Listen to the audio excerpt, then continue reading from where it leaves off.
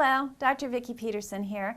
I wanted to talk to you today about a topic that I really never thought I'd be discussing, and that is alcohol.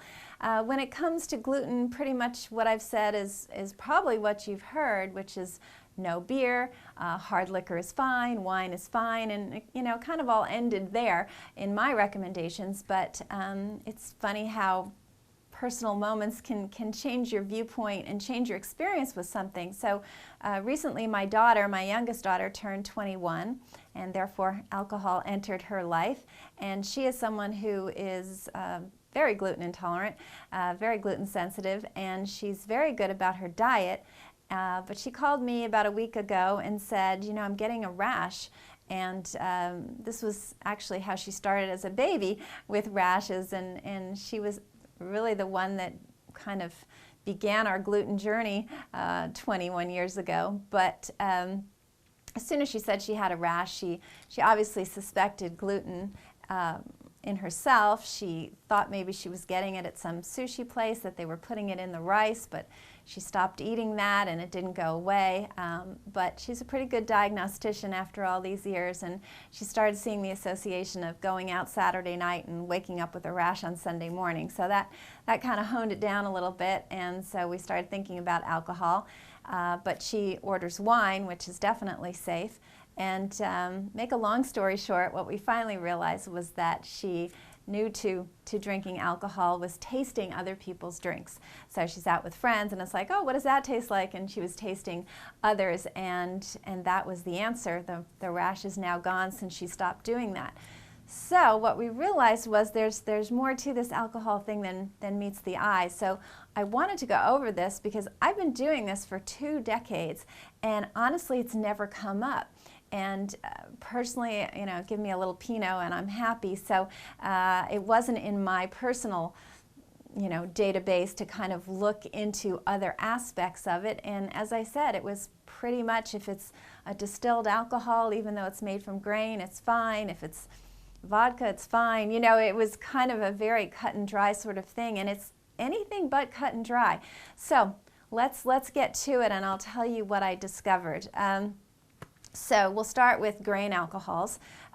They are mostly fine, except, so they can be dark colored. If something is darkly colored, you might want to check with the manufacturer and find out if they use caramel coloring.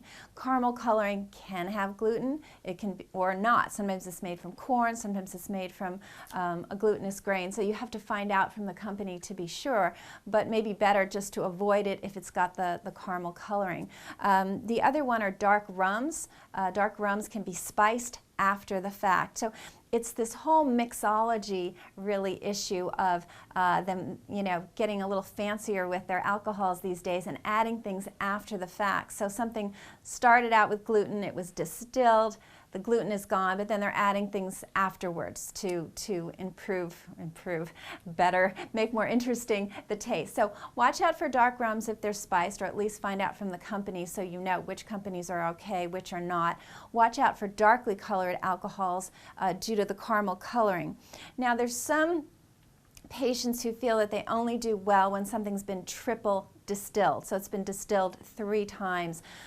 It's felt that the distillation process completely removes the gluten, but some people have said that they can really tell the difference between something that's only been distilled once or it's been triple distilled.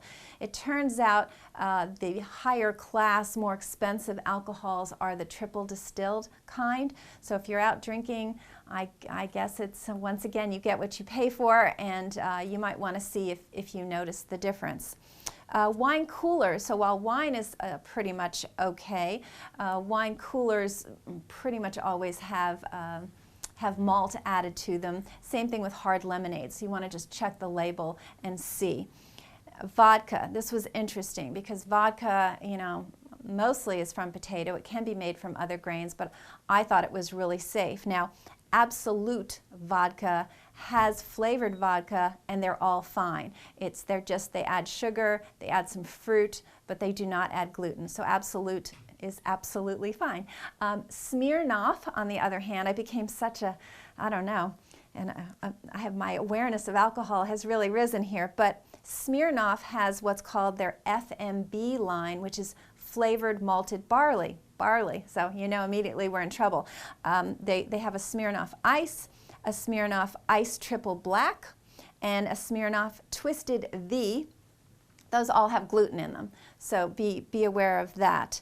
And then you get into mixer land. So that's your, your sweet and sour and your Bloody Mary and those kind of things. So mixers, I mean, if you're having a party at home and you're going to the liquor store and you're buying a mixer, great, you can read it and see what's in it. But when you're in a busy bar, are they going to look for you and find out? I don't know. I mean, if it's your neighborhood bar, you can certainly get to know the bartender and have them do you that favor. But if you're out and about and it's some crazy busy Saturday night, you might just not be able to get the data. But know this, that mixers are very variable. Some have gluten in them, some do not. I found a lot of the Bloody Mary mixes did. There was a company called Master of Mixes. They had more gluten than they didn't. There was a company called Mr. and Mrs. T's. They were okay except their Bloody Mary mix. So it's a bit of a mixed bag out there. But I guess the real bottom line is that what we know about the foundational liquors, that hasn't changed. Oh, by the way, certain wine manufacturers use grains to seal the barrel. They use like a wheat paste to seal their barrel. And while that should be an infinitesimally small amount of gluten in the final product of your wine, and companies test and say there is below the 20 parts per million gluten in their wine, once again, some patients can very much detect that and react to that. So you might want to go with a company. I go with an organic wine when we drink at home, our Pinot, but you might want to go with a company where they use metal barrels. So there's no tainting there.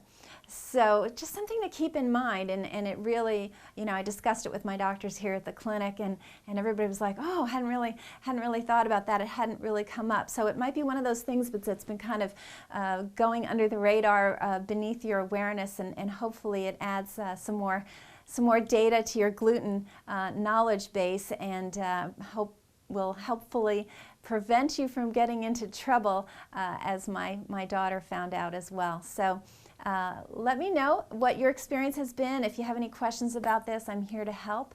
And until next time, I wish you very good health.